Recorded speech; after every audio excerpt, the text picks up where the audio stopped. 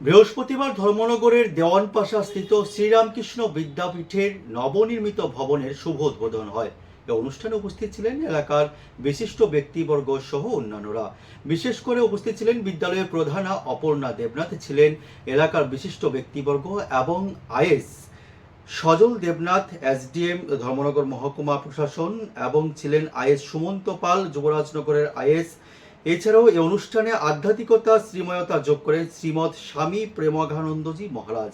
প্রত্যেক বক্তারাই কিন্তু শিক্ষার গুরুত্ব আরোপ করেন, ছাত্রছাত্রীদের আদর্শ ব্যক্তি গড়ে তোলবার জন্যে বা আদর্শ ব্যক্তি গড়ে উঠবার জন্যে প্রত্যেক শিক্ষার্থী কিভাবে স্বামী বিবেকানন্দের জীবনধারা নিজেদের মধ্যে প্রবাহিত করতে পারে সেই বিষয়ে কিন্তু গুরুত্ব আরোপ করেন।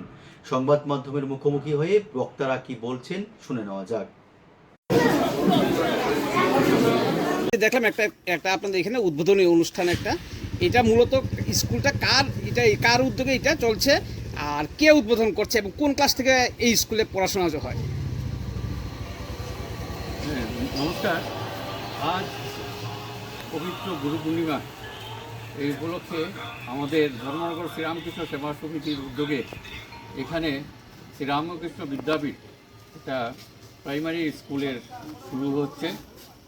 এই স্কুলের শুরু করবেন আনুষ্ঠানিকভাবে এটা করিমগঞ্জ রামকৃষ্ণ মঠ মিশনের অধ্যক্ষ শ্রীমৎ স্বামী প্রেমাঘানন্দজি মহারাজ। তৎসঙ্গে আমাদের এখানে উপস্থিত থাকবেন আমাদের ধর্মনগর মহকুমা শাসক শ্রী সজল দেবনাথ মহোদয়। আমাদের এখানে আসার কথা আছে আমাদের স্থানীয় বিডিও সাহেব প্রধান। আমরা কিছুক্ষণের মধ্যেই আজকের এই অনুষ্ঠানটা মহারাজের মাধ্যমে শুরু হবে। আমি ধর্মনগর শ্রীরামকৃষ্ণ সেবা সমিতির পক্ষ থেকে সকলকে অনেক অনেক শুভেচ্ছা জানাই। আপনার সঙ্গে ওটা উল্লেখ করেন, এটা বলেন। আপাতত নার্সারি থেকে আমরা কেজি 2 অবধি ক্লাস চলছে। এটা কি ইংরেজি মাধ্যম? এটা ইংলিশ মাধ্যম, এটা ইংলিশ। হ্যাঁ, এটা আমরা পরপর এটা শ্রেণীটাকে ক্রমানুসারে বৃদ্ধি করব।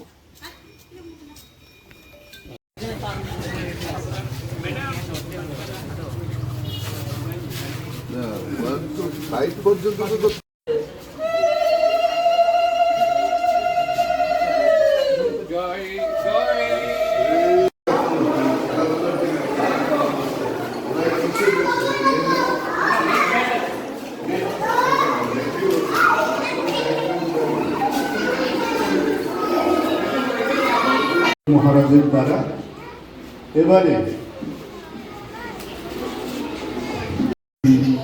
দিয়ে বরণ করা হয়েছে।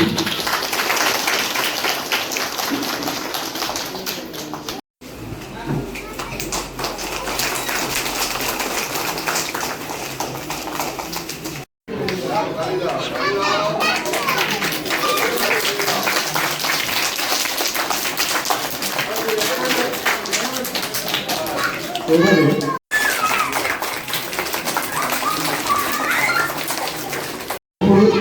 আমাদের অনুষ্ঠান এক্ষুনি শুরু হবে। আপনারা সবাই নিজ নিজ জায়গায় আসুন।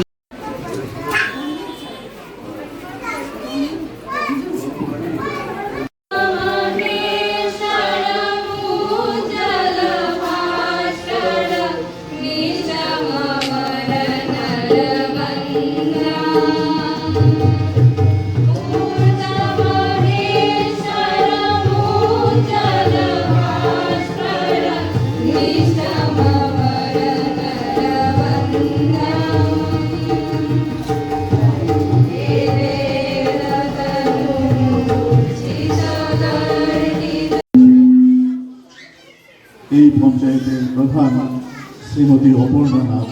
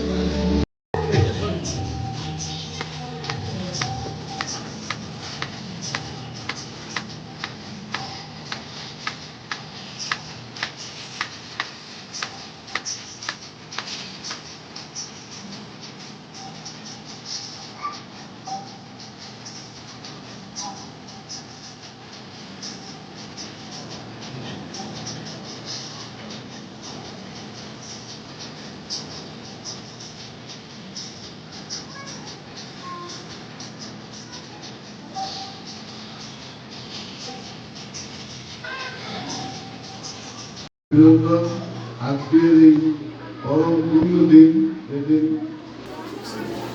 বেদব্যাসের জন্ম হয়েছিল, সেটাকে আমরা গুরু পূর্ণিমা হিসাবে পালন করি। কারণ আমাদের হিন্দু ধর্মের যদিও কোনো প্রতিষ্ঠাতা নেই, ফর্মালি কোনো প্রতিষ্ঠাতা নেই। হিন্দু ধর্ম আমরা কোনো প্রতিষ্ঠা করেছেন কেউ বলে আমরা মানি না, কিন্তু হিন্দু ধর্মের উনি অনেক বড় কাজ করে গেছিলেন।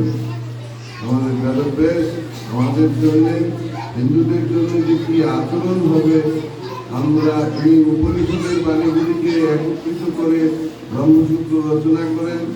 তারপর উনি মহাভারত রচনা করেন, যেখানে কিনা আমাদের সামাজিক আচার আচরণ, ইভেন আমাদের যে কূটনৈতিক যে নীতিগুলি, সেইগুলিও এখানে কিন্তু আছে মহাভারতে। এবং আমরা জানি আমাদের যে পরম গ্রন্থ, আমাদের পূজনীয় গ্রন্থ যেটা আমরা পাঠ করি নিত্য, গীতা পাঠ করি আমরা, সেই ভগবত গীতা কিন্তু এই মহাভারতেরই অঙ্গ।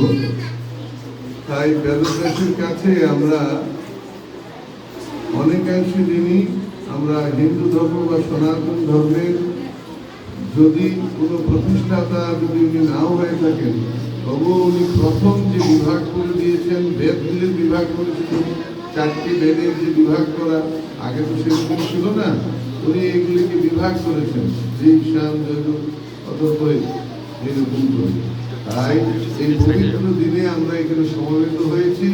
এই জন্যে আপনাদের প্রত্যেককে ধন্যবাদ। এবং আমাদের এখানকার যারা এসেছেন, গভর্নমেন্ট অফিসিয়াল, এসডিএম সাহেব, ওনাকেও, এবং আমাদের মাননীয় যিনি প্রধান মহাশয়রা ছিলেন তাকেও।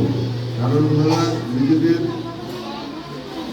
যে ব্যস্ত সময় সেটাকে সাইডে রেখে ওনারা এই অনুষ্ঠানে প্রাধান্য দিয়ে এখানে উপস্থিত হয়েছেন। আশা করি আগামী দিনে এই কচিকাঁচাদের মধ্যে জ্ঞানের আলো ফুটিয়ে তোলার জন্য এই আমাদের এই অঞ্চলে, এত অঞ্চলের জন্য এই স্কুলটি একটা বড় স্কুল হবে। আমি যেমন বলছিলাম কমসে কম ক্লাস 5 পর্যন্ত চালু করতে পারেন, যত বড় বিল্ডিং করেছেন আস্তে আস্তে করতে পারবেন। আশা করছি আগামী দিনে এই স্কুলটা অনেক বড় হবে।